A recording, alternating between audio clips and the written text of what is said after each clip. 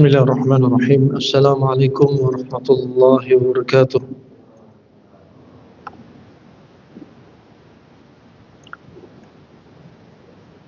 Innal hamdalillah nahmaduhu wa nasta'inuhu wa nastaghfiruh wa na'udzu billahi min shururi anfusina wa min sayyiati a'malina may yahdihillahu fala mudilla lahu wa may yudlil fala hadiya lahu. Asyhadu an la ilaha illallah wahdahu la syarika lahu wa asyhadu anna Muhammadan 'abduhu wa rasuluh. Amma ba'du, alhamdulillah. Hadirin hadirat jemaah Masjid Ad-Daulah Cibinong yang saya cintai karena Allah Subhanahu wa taala. Kesempatan indah Allah kumpulkan kita pada kali ini dalam satu kajian yang kita berada di penghujung bulan Dzulqa'dah dan kita memasuki Dzulhijjah, dan kebiasaan yang dilakukan Nabi SAW di antara metodologi dakwah Nabi SAW, Nabi menyampaikan hal-hal terkait dengan momen atau kejadian, baik kejadian di depan mata atau terkait dengan waktu seperti Dzulhijjah. Seperti contoh kejadian yang di hadapan mata ketika Nabi melewati dua kuburan dan Nabi berhenti untuk menyampaikan kepada sahabatnya bahwasanya dua kuburan itu termasuk orang yang sedang disiksa. Kemudian juga ada momen diantaranya pernah Nabi SAW melihat hewan yang sedang disiksa oleh tuannya, seperti sapi yang sampai punggungnya luka. Kemudian juga pernah momen Nabi SAW melihat dua binatang yang saling menanduk dari kambing. Kambing yang punya tanduk Dzuljalha yang mendolimi Dzulqarna Dzuljalha. Kambing yang punya tanduk yang sedang mendolimi kambing yang enggak punya tanduk. Nabi berhenti. Kemudian Nabi SAW menyampaikan kepada para sahabatnya bahwasannya sayuqtas yaumal qiyamah, nanti di hari kiamat akan dikisos Dzuljalha li Dzulqarna, kambing yang enggak punya tanduk akan mengkisos kambing yang punya tanduk, karena kambing yang punya tanduk mendolimi kambing yang enggak punya tanduk. Akhirnya di padang mahsyar nanti kambing yang enggak punya tanduk akan mengkisos kambing yang mendolimi dia yang punya tanduk. Kemudian Nabi SAW menyebutkan firman Allah Subhanahu wa taala, ya laitani kuntu turaba. Ya, seandainya aku menjadi debu. Menjadi debu. Ini adalah ucapan nanti di yaumul qiyamah, ucapan orang-orang yang tidak beriman kepada Allah dan Rasulnya sallallahu alaihi wasallam. Ucapan orang-orang yang kufur, yang tidak beriman, termasuk yang tidak beriman kepada nabi mereka. Mereka berkata, seandainya aku jadi seperti hewan yang dikisos tadi, saling mengkisos. Kenapa? Setelah mereka saling mengkisos, mereka bakal jadi debu. Sedangkan orang-orang yang enggak beriman dengan nabi-nabi mereka, mereka tahu mereka bakal disiksa. Setelah padang mahsyar, mereka bakal diseret ke neraka. Mereka tahu. Sehingga mereka berkhayal, berharap ingin jadi debu seperti hewan. Berikutnya juga pernah ada momen momen diantaranya ditampakkan bagaimana bulan terbelah. Dan berikutnya termasuk kita ingin bahas pada pertemuan ini, momen masuknya kita ke bulan Dzulhijjah. Ini menunjukkan bahwasanya bulan ini perlu kita ketahui, bulan Dzulhijjah punya keutamaan. Kita nggak mungkin melakukan atau mendapatkan keutamaan kecuali setelah kita mengilmuinya. Allah Subhanahu wa taala sebagaimana disebutkan bahwasanya bulan itu ada 12, ya, ada 12. Ya, ini disebutkan dalam Al-Qur'an, disebutkan juga dalam hadis Nabi sallallahu alaihi wasallam bahwasanya ini ada dalam syariat, sudah disebutkan Allah Subhanahu wa taala yang menciptakan semua makhluknya, dan Allah yang menciptakan waktu juga. Maka tidak boleh bagi kita untuk mencela masa, mencela waktu, nggak boleh. Dalam hadits Al-Qudsi Allah berkata, Allah berfirman, "Yu'dhini ibnu Adam yasubbu ad-dahr wa anna ad-dahr wa anna huwa ad-dahr uqallibul laila wan nahar." Telah menyakiti aku, kata Allah dalam firman-Nya ini dalam hadits Al-Qudsi, anak Adam telah menyakiti aku dan mereka telah mencela masa. Orang yang mencela masa berarti telah menyakiti Allah Subhanahu wa taala. Kenapa? Karena Allah lah yang menciptakan masa.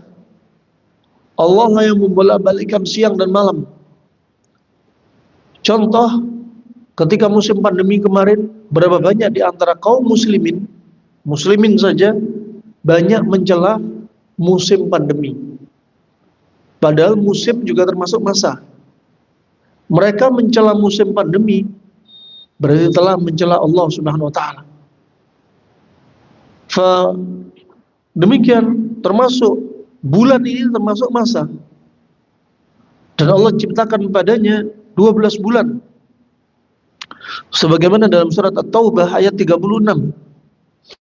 Inna iddatash syuhuri indallahi 12 syahran fi kitabillahi yawma khalaqas samawati wal ard minha arba'atun hurum. Dzalikad dinul qayyim fala tadhlimu fihinna anfusakum. Sesungguhnya bilangan bulan pada sisi Allah ada 12 bulan. Allah yang menciptakan makhluknya, Allah mengkabarkan, mengabadikan dalam firman-Nya dalam Al-Quran bahwasanya bulan itu ada 12 bulan. Dalam ketetapan Allah di waktu Dia menciptakan langit dan bumi, di antaranya 4 bulan haram. Maka janganlah kamu menganiaya diri kamu dalam 4 bulan itu. Ya, dan bulan haram tersebut yang dimaksudkan adalah salatsa mutawaliyan, yaitu Dzulqa'dah yang kita lewati sekarang ini, Dzulhijjah yang akan datang ini, Muharram, ini berurutan.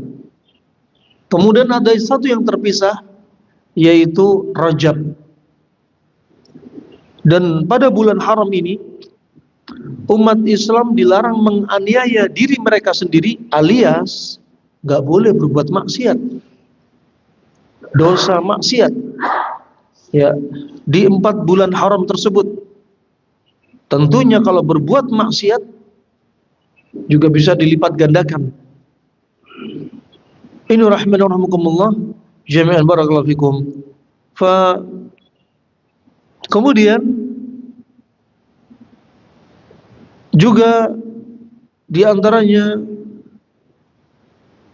setelah kita tahu dia bulan haram, maka ini sudah termasuk keutamaan dari sekian banyak bulan. Sebagaimana Nabi SAW telah bersabda dalam hadis riwayat Imam Al-Bukhari, riwayat At-Tirmidzi,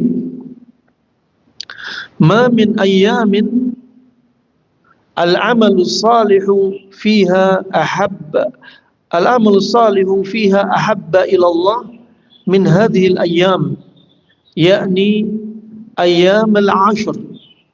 Qalu ya Rasulullah walal jihad fi sabilillah, qala walal jihad fi sabilillah illa rajulan kharaja bi nafsihi wa malihi thumma lam yarji' min dzalika bi syai'in.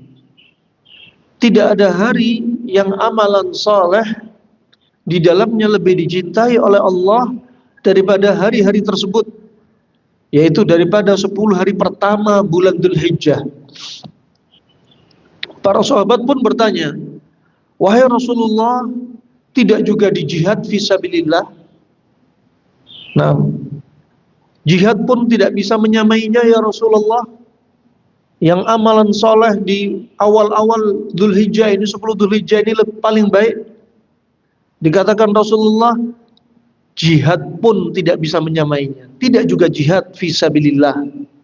Bayangin perang, ya, tidak bisa menyamai amalan tersebut, kecuali ada yang nyamai. Kecuali apa? Kecuali orang yang keluar berjihad dengan jiwanya, mempertaruhkan jiwanya, hartanya, kemudian tidak ada yang kembali sedikit pun dari diri dia, alias mati syahid.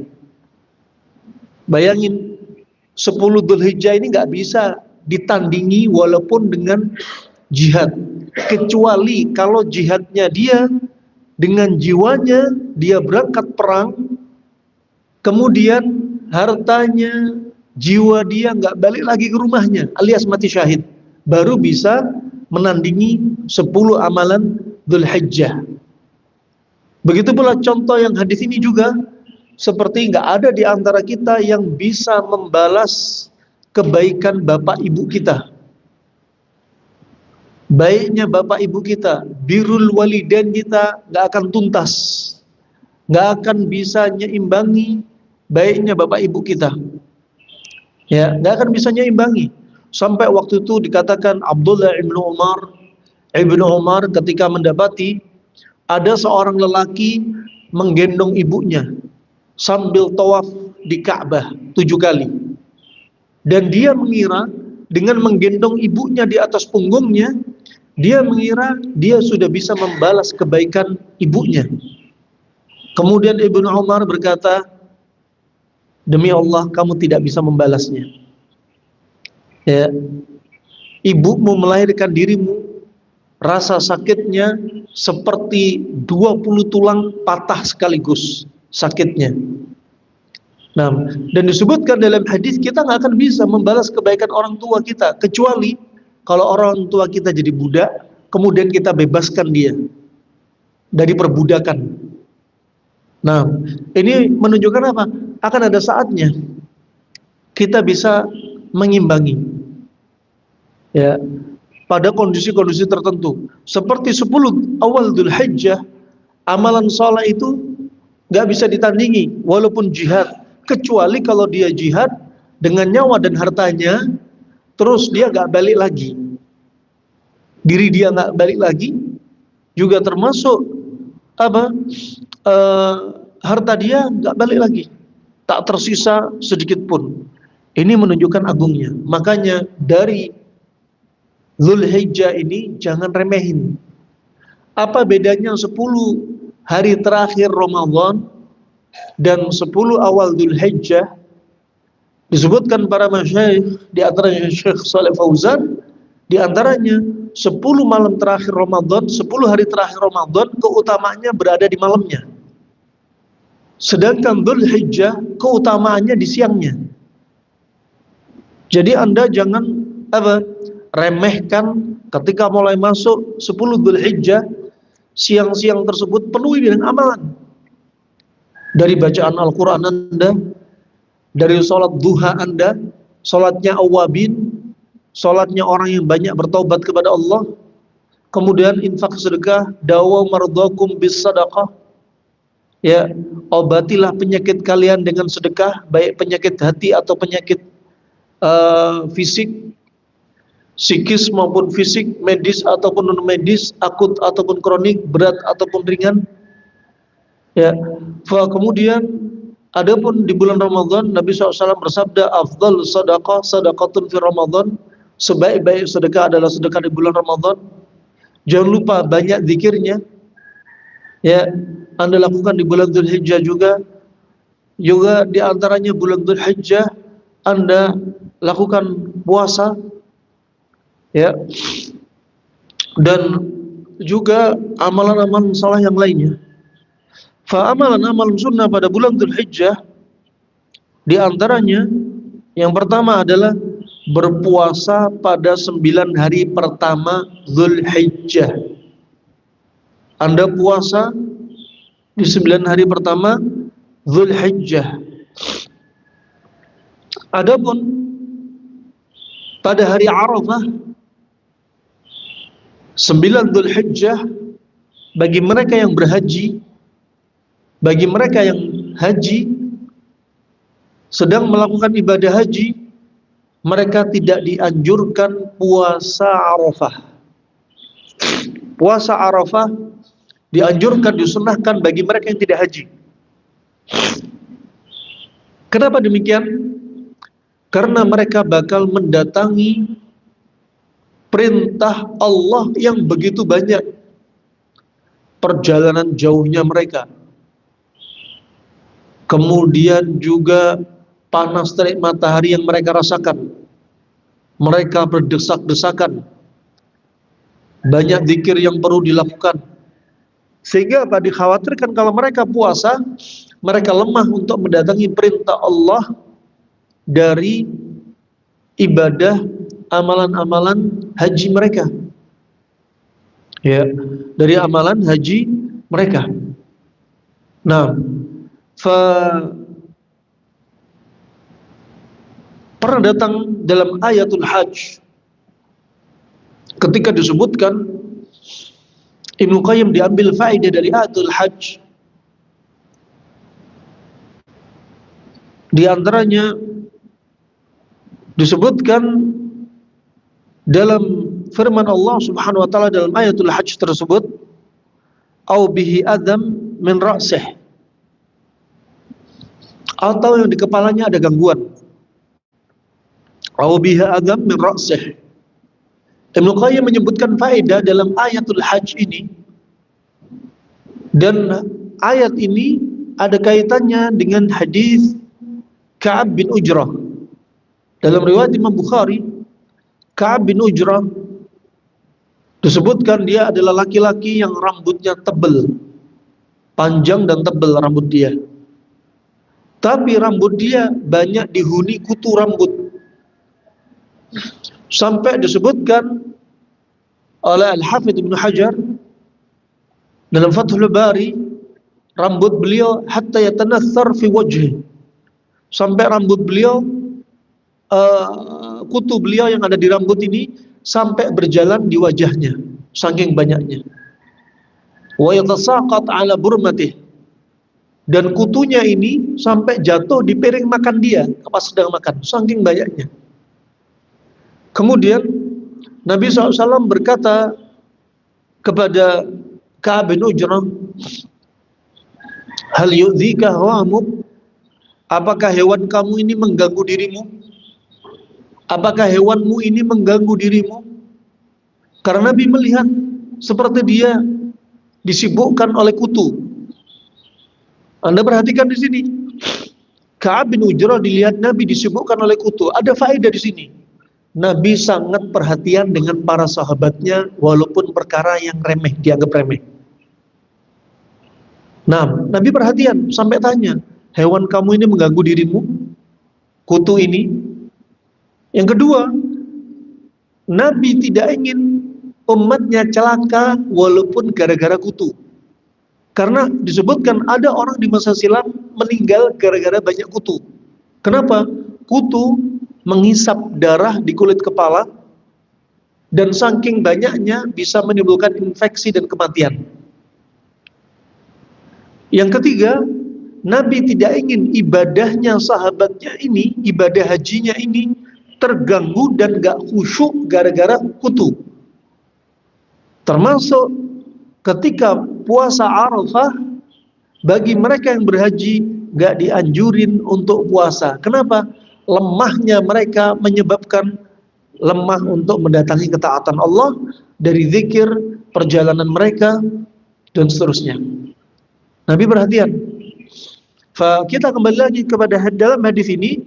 Kemudian Nabi setelah melihat sahabat ini terganggu, Nabi bersabda, ihlik ra'sak, ihlik ra'sak, cukur gundullah rambutmu. Padahal sedang haji.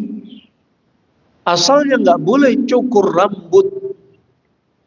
Tapi karena Nabi melihat dia butuh untuk cukur rambut, daripada haji rambutnya ada, ya, belum saatnya tahallul, ya, tapi banyak kutunya terganggu. Nabi nggak ingin ibadah dia terganggu. Jadi apa? Nabi menganjurkan apa? Cukur rambut. Sebagaimana di bulan Ramadan, Anda di bulan Ramadan nggak boleh batalin puasa kecuali ada rukhsah, ada udzur. Barang siapa batalin puasa dengan sengaja, disiapkan siksa iqab. Balasannya apa? Iqabnya kaki ditaruh di atas, kepala di bawah, dirobek mulutnya sampai bercucuran darah dari mulutnya. Itu iqab, menunjukkan dosa besar. Asal hukumnya kita nggak boleh batalin puasa dengan sengaja. Kecuali apa? Darurat atau udzur. Makanya Allah berfirman, "Faman kana minkum maridan aw 'ala safarin fa'iddatum min ayyamin ukhra." Barang siapa ada di antara Anda sakit. Sakit dan safar bebannya ada 3, ringan, sedang, berat. Sedangkan ketika dia berada di masyaqqah, beban dia berat, sakitnya memberatkan diri dia kalau puasa, safarnya memberatkan diri dia kalau puasa, maka Allah perintahkan hendaknya diqadha di hari yang lainnya. Ini kata Ibnu Qayyim, ada penjagaan kesehatan.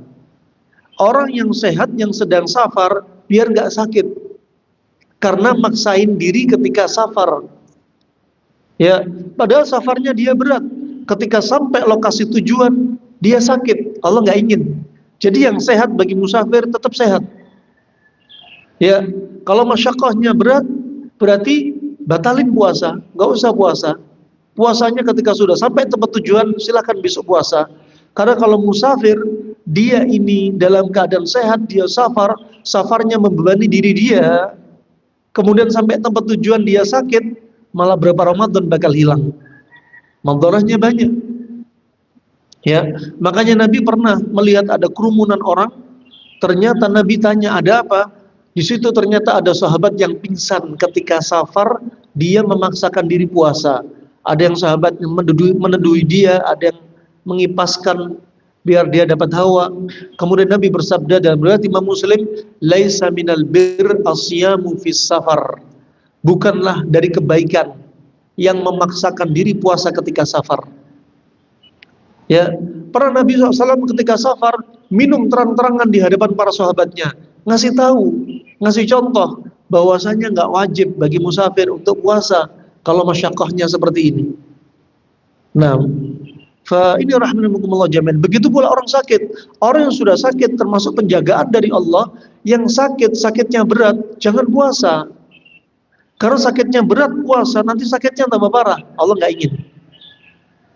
Begitu pula di sini kisah Ka'ab bin Ujrah yang sedang haji.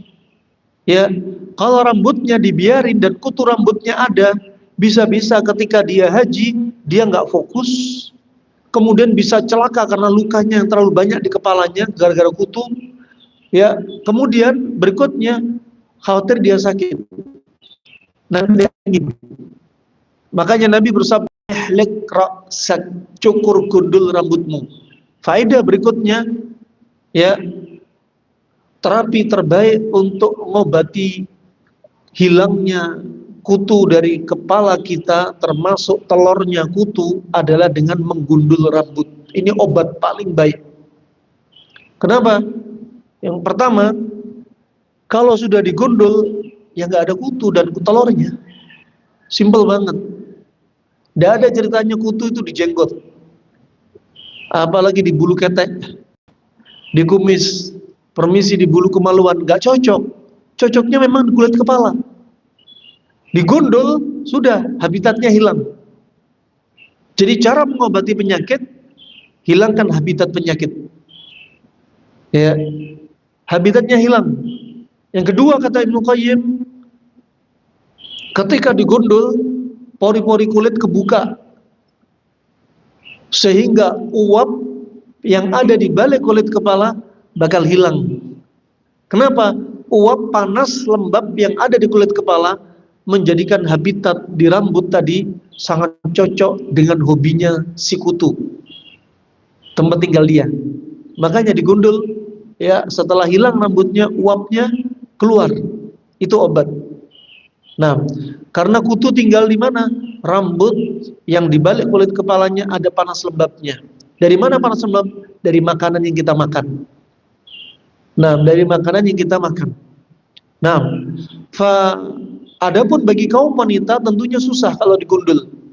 Kata Muhammad bin Muflih, untuk menghilangkan panas lembab, kata Ibnu Qayyim rahimahullah taala, dengan menggunakan apa? An-nabaq, yaitu buah bidara bersama apa? Auraq as-sidr. Buah bidara sama daunnya, caranya apa?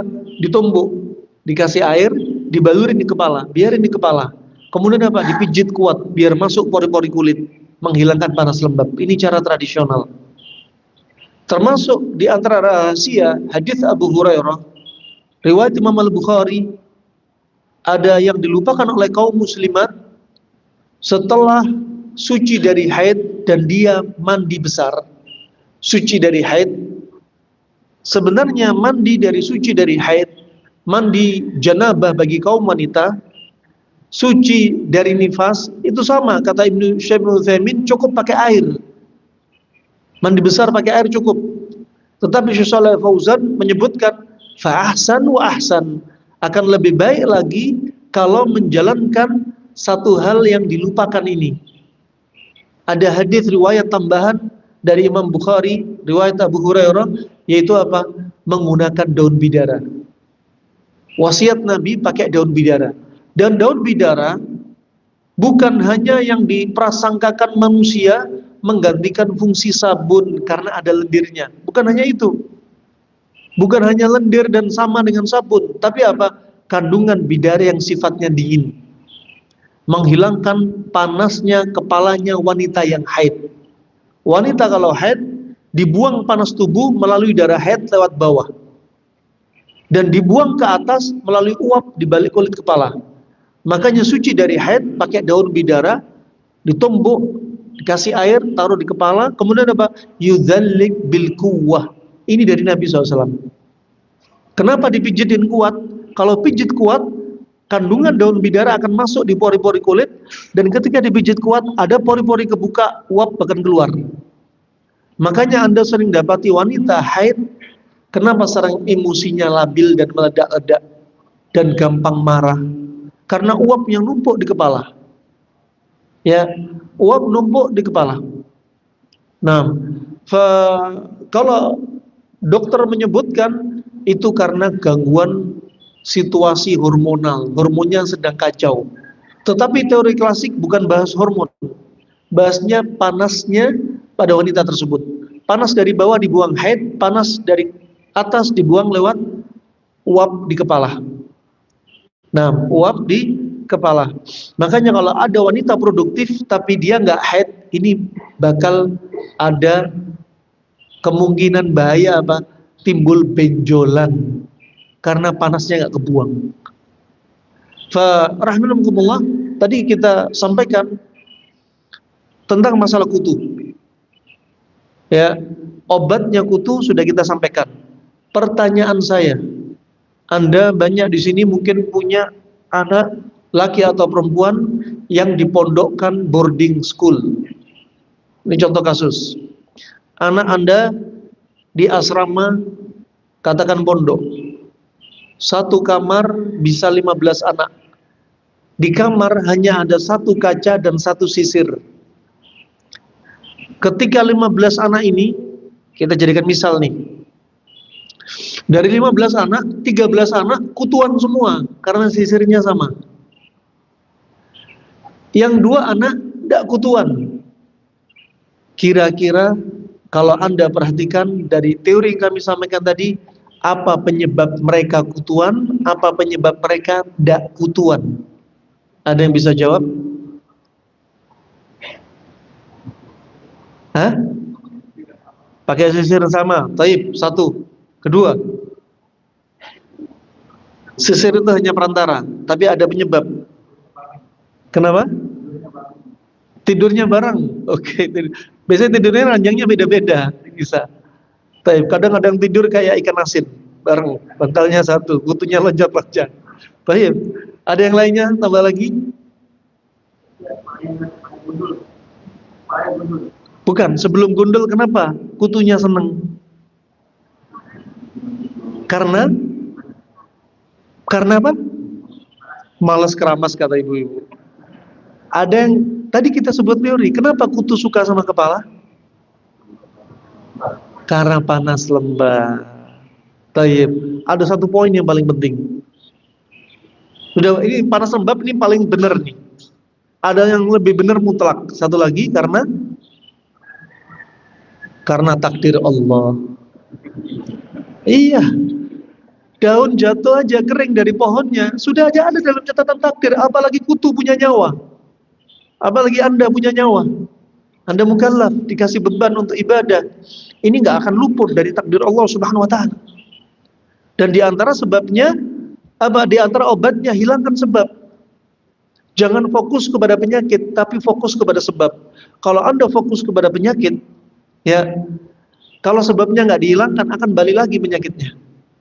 Nah, ini diantaranya rahmatullah. Jadi anak yang nggak kena dua tadi bisa jadi nggak ada panas lembab di kepalanya, sehingga kutu nggak suka dengan habitat yang bukan panas lembab. Nah, ini rahmatullah jami'an, ini contoh ya sebagai tadabbur. Berikutnya, poin yang pertama tadi apa? Berpuasa pada 9 hari pertama bulan Dzulhijjah. Diriwayatkan oleh seorang istri Rasulullah sallallahu alaihi wasallam mengatakan, kana Rasulullah sallallahu alaihi wasallam yasumu tis'a Dzulhijjah. Adalah Rasulullah sallallahu alaihi wasallam melakukan puasa 9 hari bulan Dzulhijjah. Ya. Hadis riwayat Abu Daud, An-Nasa'i, disahkan Syekh Albani rahimallahu taala. Yang kedua, puasa Arafah bagi yang enggak haji. Bagi yang enggak haji, yaitu bagi kita. Ketika Rasulullah SAW ditanya tentang puasa Arafah, maka beliau sallallahu alaihi wasallam bersabda, yukaffiru as-sanata al-madiyata wal baqiyata. Disebutkan puasa Arafah itu menghapus dosa-dosa setahun yang lalu dan yang akan datang. Berarti berapa tahun? 2 tahun yang lalu dan akan datang. Nah, kalau keutamaan puasa Syawal apa? Menggugurkan dosa tahun lalu, sebelumnya ya, setahun ya. Ini hadis riwayat Imam Muslim ya. Kemudian rahmatullah jami'an, barakallahu fikum. Anda perhatikan di sini ya, tentang keutamaan puasa Dzulhijjah di sini, diantaranya dia sebagai apa? Penggugur dosa tahun lalu dan tahun yang akan datang. Tahun lalu dan tahun yang akan datang. Ini menunjukkan apa? Ada amalan-amalan ringan tapi pahalanya berat. Tapi pahalanya berat. Di antaranya seperti bayangkan cuma puasa 9 Arafah saja. Ya. Tapi keutamaannya Yaitu apa? Keutamaannya seperti menggugurkan dosa 2 tahun. Ya, sedangkan puasa Syawal sebagaimana dari hadis Abu Ayyub radhiyallahu an, riwayat Imam Muslim, "Man shama Ramadhana thumma atba'ahu sittan min Syawal kana kasiyamid dahr." Siapa yang melakukan puasa Ramadan lantas ia ikuti dengan puasa 6 hari di bulan Syawal, maka ia seperti puasa setahun. Seperti puasa setahun. Sedangkan puasa Arafah dia apa? Menggugurkan dosa setahun yang lalu dan yang akan datang. Dan puasa ini disunahkan bagi yang tidak sedang melaksanakan ibadah haji. Ya, sedang mereka yang berhaji tidak diperbolehkan untuk puasa. Mereka melakukan apa? Wukuf di Arafah, tentunya di bawah terik matahari. Mereka memperbanyak zikir, doa pada saat wukuf di Arafah, ya, sehingga keutamaan hari Arafah bisa dinikmati oleh orang yang sedang haji. Sedang panas bisa minum, bisa makan-makan, ya. Rasulullah SAW menjelaskan keutamaan hari Arafah dalam sebuah hadis riwayat Imam Muslim, "Ma min yaumin aktsara min ayyu'tiqallahu fihi 'abdan minan nar yaumi Arafah." Tidak ada satu hari yang pada hari itu Allah membebaskan para hamba dari api neraka yang lebih banyak dibandingkan hari Arafah. Yang lebih banyak dibandingkan hari Arafah. Hadis riwayat Imam Muslim. Kemudian amalan yang ketiga, yaitu berkorban pada hari raya kurban dan hari-hari tasyrik. Dan hari-hari tasyrik. Disebutkan dari Anas radhiyallahu an menceritakan, dhahan Nabi sallallahu alaihi wasallam bikabshaini amlahaini aqranaini dhabahahuma biyadihi wa samma wa kabbara wa wada'a rijlahu ala sifahihima. Ya. Nabi berkorban dengan menyembelih 2 ekor domba jantan berwarna putih. Anda perhatikan, Nabi berkorban dengan menyembelih. Berarti di sini sembelihan Anda yang terbaik dengan tangan Anda langsung. Itu yang terbaik. Ya, makanya yang nggak tega latih. Saya nggak tega kalau melihat kambing, sapi disembelih. Saya mau makan dagingnya aja. Tapi kalau melihat darahnya disembelih, saya nggak tega. Anda latihan. Ya, Nabi dengan tangannya sendiri. Kecuali kalau memang kepepet, imam nggak tega, imam sedang jauh, sedang safar, misalkan dia salat Id di kota lain, sedangkan di tempatnya dia nyembelih, di tempat dia tinggal dan istrinya ada di situ, misalkan diwakilkan, tak mengapa. Diwakilkan tak mengapa. Nah, asalnya apa? Dia yang menyembelih. Dia yang menyembelih. Dan Nabi menyembelih apa? Dengan domba jantan. Itu yang terbaik. Kalau kepepet nggak ada jantan, ya dia pakai betina, sebagaimana juga akikah. Ketika akikah, ya, itu di luar al-afdal. Wa al-afdal jantan. Al-afdal jantan. Terutama ada syarat-syarat juga, nggak boleh ada cacat telinga, mata, atau kambingnya punya kadas kurap, atau kambingnya pincang. Cari yang paling sempurna. Jangan sampai menyembelih sembelihan untuk Allah, dipersembahkan untuk Allah, carinya yang paling murah. Ya, Idul Adha carinya kambing yang paling mudah, paling ringan bebannya, harganya paling murah. Nah, ketika beli motor paling mahal. Ya, ketika kuliner yang paling wah, ketika beliin istrinya tas yang paling branded, misalnya. Ketika urusan kurban dia paling murah. Ada yang masih ngerokoknya paling mahal. Ketika Idul Adha bilangnya nggak mampu, padahal rokok Satu hari bisa 24.000, 25.000, bahkan 30.000. Kalau dikumpulkan 1 tahun bisa dapat 1 sampai 2 ekor kambing. Nah, ini rahmatullah jami'an. Jangan sampai kita jadi orang yang kikir di hadapan Allah Subhanahu wa taala. Kemudian beliau sendiri yang menyembelihnya dengan menyebut nama Allah, ya, dengan menyebut nama Allah Subhanahu wa taala dan bertakbir bismillah Allahu akbar, ya, serta meletakkan kaki beliau di sisi tubuh domba, di sisi tubuh domba. Dan tentunya dengan adab-adabnya, hadis ini muttafaqun alaih, dengan adabnya, termasuk adab-adabnya, kalau Anda menyembelih hewan yang lain, ya dijauhin. Dijauhin dari apa? Pemandangan dari hewan yang disembelih, biar dia nggak sedih, nggak takut. Kemudian dijauhkan dari aroma darah ketika ada yang disembelih, dan bekas darah hendaknya dijauhkan dari diri dia. Karena kalau dia sudah takut, ada yang sampai hewannya nangis. Ketika dirobohkan dia nggak mau. Dan ada yang goyangannya kuat banget. Kenapa? Bermula dari apa? Kita yang nggak rahmah.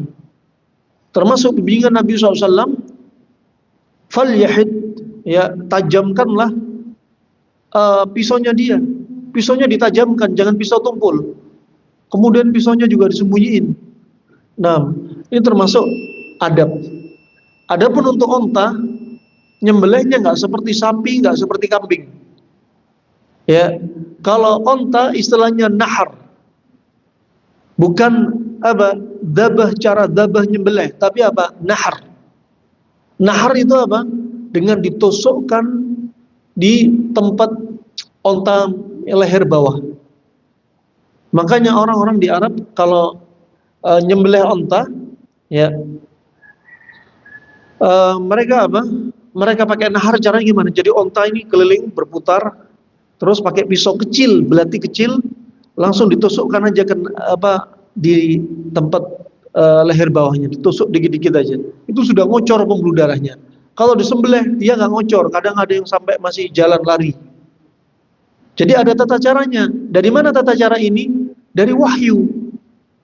Allah yang menciptakan onta, Allah mengajarkan kepada diri kita yang terbaik caranya untuk membunuh, menyembelih hewan ini, ya, sesembelihan ini tanpa menyiksa mereka. Allah ngasih kabar. Seperti kisos. Kisos dipenggal kepalanya. Kenapa nggak ditembak jantungnya? Kenapa nggak ditembak kepalanya? Kenapa nggak di-strom aja? Kenapa nggak ditenggelamin dalam air? Kenapa nggak suntik mati, tapi dipenggal kepalanya? Kenapa? Allah yang menciptakan manusia dan Allah ngasih tahu. Allah beritahu cara jalan pintas tanpa menyiksa. Penggal, selesai. Cara nyembelih juga demikian. Ya, cara nyembelih juga demikian disebutkan. Caranya agar apa? Agar kita tidak menyiksa hewan-hewan tadi. Man la yarham fid dunya, la yarham man fis sama'. Barang siapa tidak rahmah dengan yang ada di muka bumi, maka yang di langit juga tidak sayang kepada dia. Tidak rahmah kepada dia, termasuk kepada hewan. Ya, walaupun hewan itu mau disembelih, harus rahmah. Berikutnya, yang keempat, amalan Dzulhijjah itu ibadah haji dengan segala rangkaiannya. Ya, tentunya bagi kaum muslimin, mereka harus belajar tata cara dan ilmu tentang haji. Nabi SAW bersabda, al-hajju al-mabruru laisa lahu jazaa'un illal jannah. Tidak ada balasan lain bagi haji mabrur kecuali surga. Hadis riwayat Bukhari, Muslim. Ya, hadis riwayat Imam Bukhari, Imam Muslim.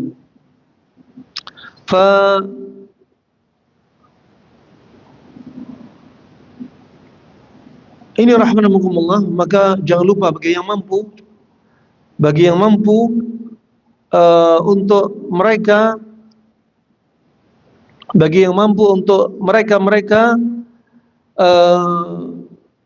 puasa, jangan lupa dari 1 Dzulhijjah untuk puasa.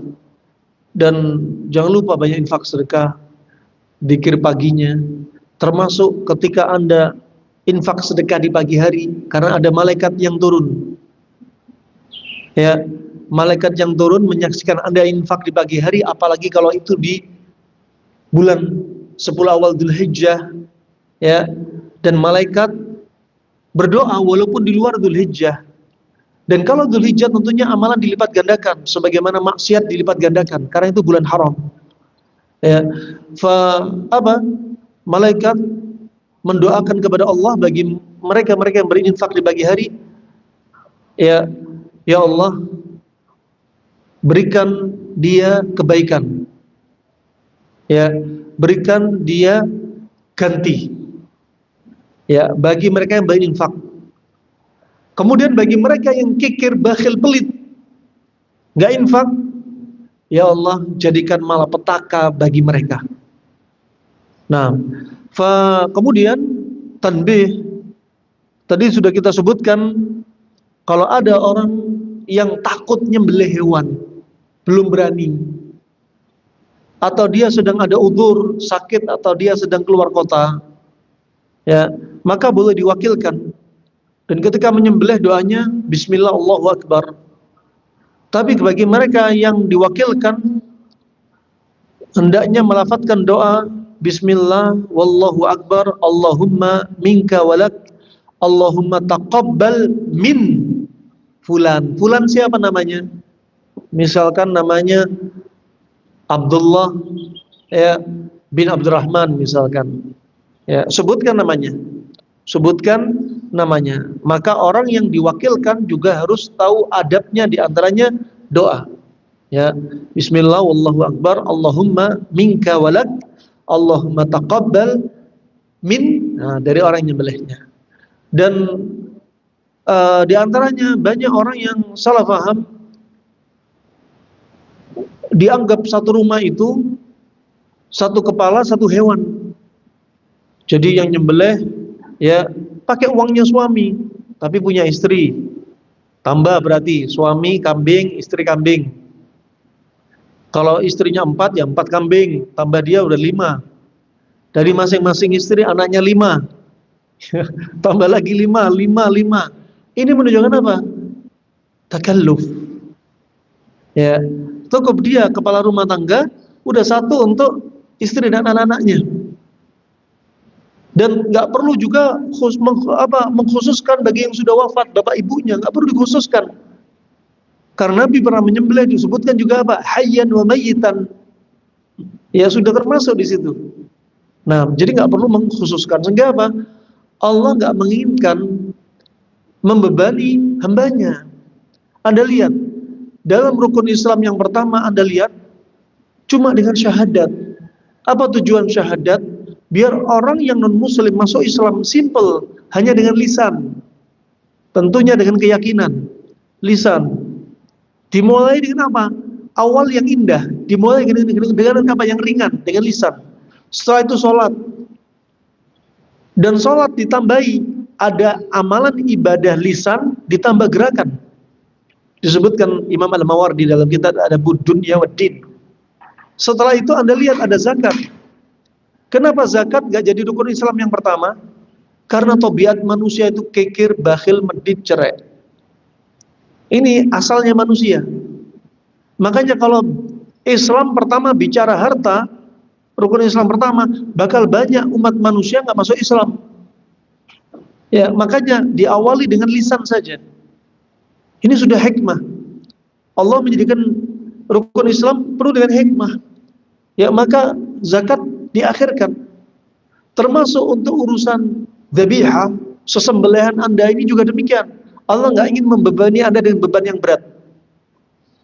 Ya, Anda semampunya. Dan ini sesembelihan ini wajib. Wajib bagi siapa? Yang mampu juga. Wajib bagi yang mampu. Dan nggak perlu, kalau nggak wajib, nggak perlu berhutang. Coba indahnya Islam. Ya. Ini contoh seperti ini. Seperti ada kasus yang harusnya seperti ini. Contoh ketika ada orang wafat, sampai ada mengadakan selamatan sampai 40 hari. Di daerah Indonesia Timur, seperti Sulawesi, Itu sampai kalau ada orang wafat harus menyiapkan dana 50 juta, 100 juta. Untuk apa? Ngasih uang saku orang yang selamatan. Satu orang kasih 50 ribu selama 40 hari. Berapa orang yang hadir? Belum makanannya.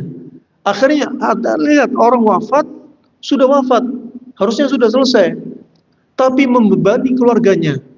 Kenapa? Dibikin amalan yang nggak diajarkan Nabi SAW. Jadinya terbebani. Anda lihat, Idul Adha aja yang jelas-jelas syariat. Ya, ini aja nggak usah ngutang. Lah kok ini ngutang? Coba, makanya datangi syariat itu dengan apa? Yang datang padanya dalil.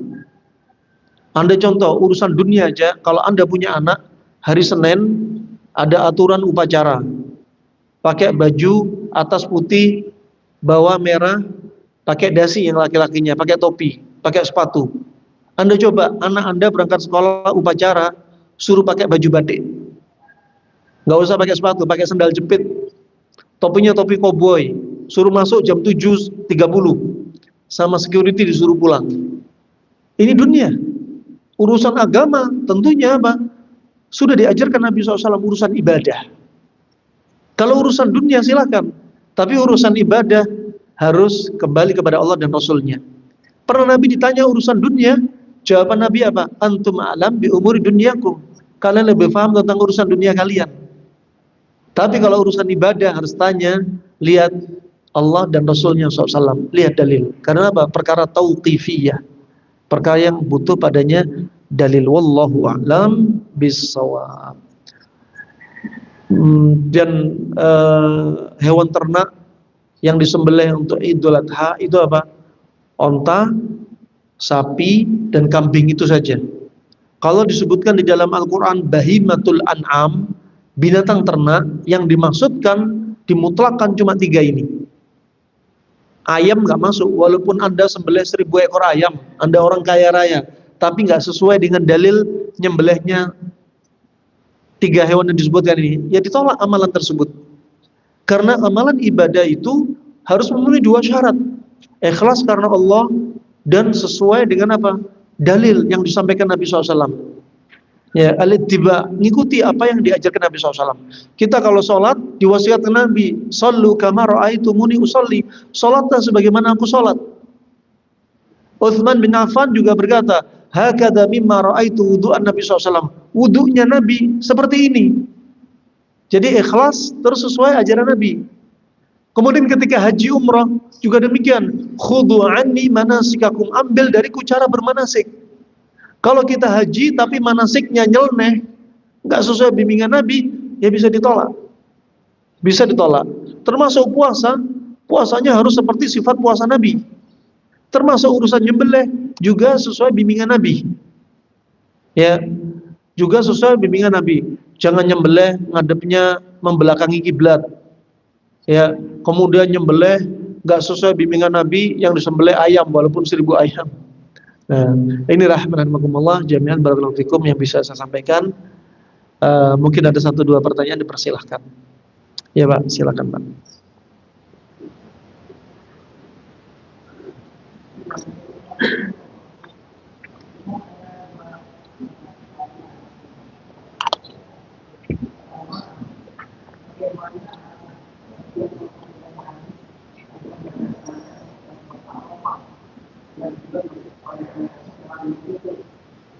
Kurang keras Pak.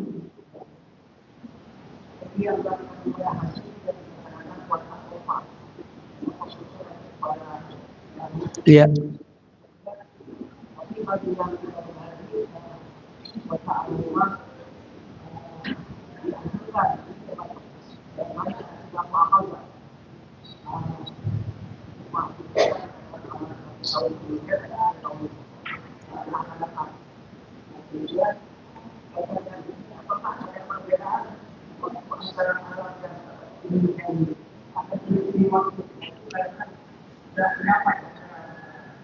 Nah,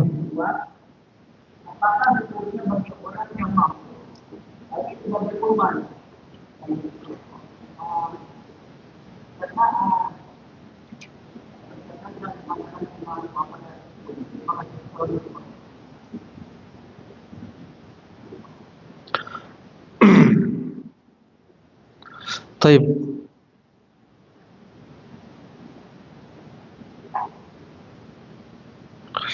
Terkait puasa Arafah, ulama khilaf apakah syahidnya kembali ke sana atau ke tempat masing-masing. Ya, yang Dzulhijjahnya beda. Ya, Dzulhijjahnya beda. Wallahu a'lam bishawab. Di antaranya ada yang berpendapat ya kembalinya ke sana karena ibadahnya di sana, Arafahnya di sana. Ya, Arafahnya dan kita ngikut sana. Ya, wallahu a'lam bishawab, ya. Dan di antaranya ada yang tetap sesuai dengan daerah masing-masing. Tetap sesuai dengan daerah masing-masing. Ya.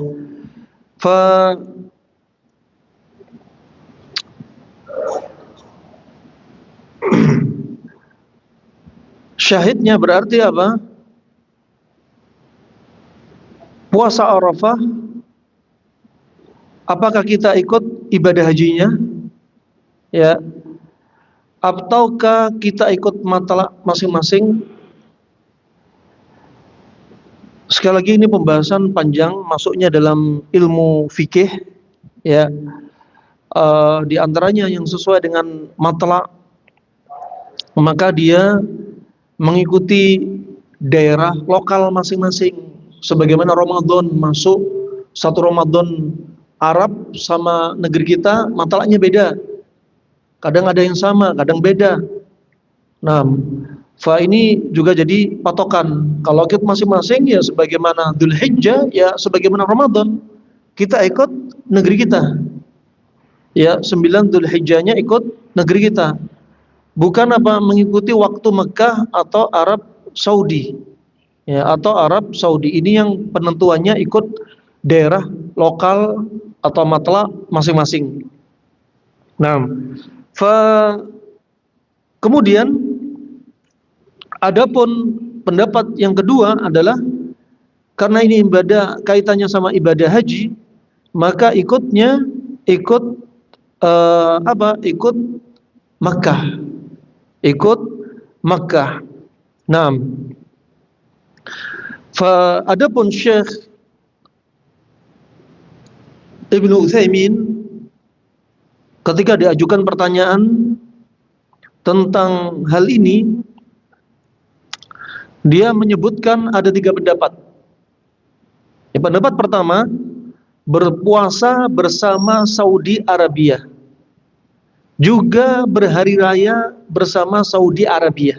Ini pendapat pertama. Karena ini paketnya paket haji, puasanya ikut Arafahnya yang sedang haji di sana. Pendapat kedua, kami berpuasa bersama negeri kami tinggal dan juga berhari raya bersama negeri kami. Ikuti pemerintah. Kalau pemerintah Arafahnya beda, ya beda. Hari rayanya beda, ya beda. Kalau pas pemerintah menentukan kebetulan sama, setelah Ru'yatul Hilal untuk dari 1 Dzulhijjah, maka ikut pemerintah. Kalau kebetulan sama, ya kebetulan saja sama. Yang jelas intinya ikut pemerintah. Ini pendapat kedua. Dan pendapat yang ketiga, kami berpuasa diantaranya bersama negeri kami, namun untuk Arafah kami mengikuti Saudi Arabia. Jadi puasa Ramadan ikut sama negeri kami untuk Ramadan, untuk puasa Arafah ikut Saudi Arabia. Karena hajinya di Arab, bukan di Indonesia. Ya, Ka'bahnya di sana, bukan di Indonesia. Ya, nabinya nabi sana, bukan nabi Nusantara. Nah, jadi pendapat ketiga ini, ya, kalau Ramadan ikut negeri kami tinggal, tapi khusus Arafah ikut Saudi Arabia. Ikut Saudi Arabia. Dan perlu diketahui bahwa para ulama berselisih pendapat tentang masalah Ru'yatul Hilal. Ya, apabila di satu negeri kaum muslimin telah melihat hilal, sedangkan negeri lain belum melihatnya, apakah kaum muslim di negeri lain juga mengikuti hilal tersebut, ataukah hilal tersebut hanya berlaku bagi negeri yang melihatnya dan negeri yang satu matalik, tempat terbitnya hilal dengannya, maka pendapat yang lebih kuat kembali kepada ru'yatul hilal di negeri setempat. Ini pendapatnya Syekh Ibnu Utsaimin. Ya. Jika dua negara masih satu matlak hilal, maka keduanya dianggap sama. Kalau satu matlak sama.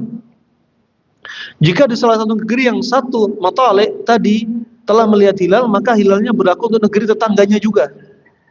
Adapun jika beda matlak hilal, maka setiap negeri memiliki hukum masing-masing. Ini pendapat yang dipilih oleh Syekhul Islam. Artinya, kalau Syekhul Islam Ibnu Taimiyah, ya, juga Syekh Ibnu Utsaimin, ya, memilih pendapat yang seperti ini. Sesuai dengan apa? Al-Qur'an, As-Sunnah, dan Qiyas. Di antara dari firman Allah Subhanahu wa taala, "Faman syahida minkum syahra falyasum." Karena barang siapa di antara kamu hadir di negeri tempat tinggalnya di bulan itu, maka hendaklah ia berpuasa. Ya, juga hadis Nabi SAW, "Idza ra'aitumu fasumu wa idza ra'aitumu faftiru." Ya, faftiru. Jikalau kalian melihat hilal Ramadan, maka berpuasalah. Jika kalian melihat hilal Syawal, maka berhari rayalah. Sama berlaku untuk Dzulhijjah juga. Ya. Adapun dalil qiyas, mulai berpuasa dan berbuka puasa hanya berlaku untuk negeri itu sendiri. Ya, untuk negeri itu sendiri. Maka dari pendapat Syekh Saleh Al-Utsaimin juga Syekhul Islam, berarti apa? Ikut matlak masing-masing.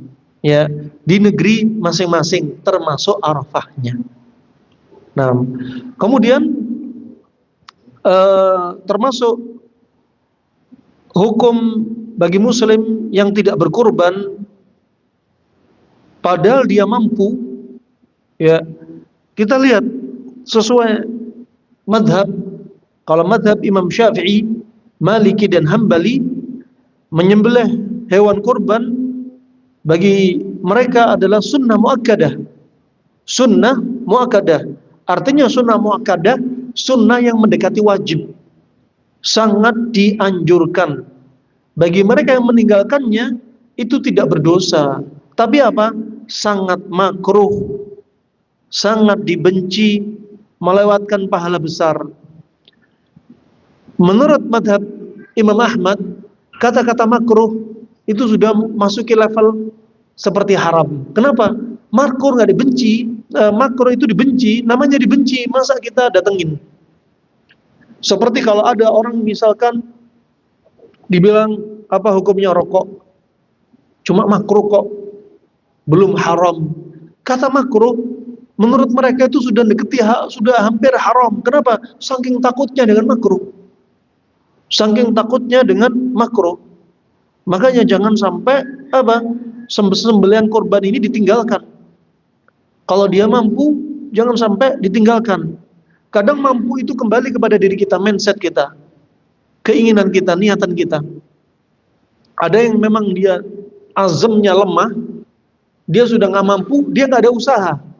Makanya Allah berfirman, "Fattaqullah mastata'tum." Bertakwalah kepada Allah semampu kalian. Nyembelih hewan kurban termasuk takwa kepada Allah semampu. Lah, semampu itu kita harus usaha. Kalau memang nggak ada duit ketika itu, berarti nyelengin, nabung walaupun 1 tahun sebelumnya. Ya, bayangin berapa banyak orang yang nabung sedikit demi sedikit sampai bisa berangkat haji. Masa cuma kurban saja nggak bisa nabung? Nah, kadang kembali kepada niat. Berikutnya, menurut madhab Hanafi, dia wajib bagi yang mampu.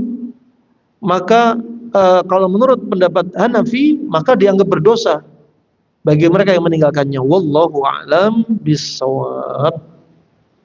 Sepertinya itu bisa kami sampaikan karena masih ada rute ke Karawaci, ya.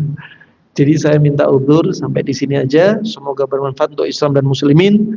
Semoga Allah mudahkan kita untuk berkorban, ya, mendatangi semua amalan-amalan terbaik di 10 awal Dzulhijjah, dan semoga Allah terima amalan ibadah kita semua, dan semoga Allah jadikan kita ahli tauhid.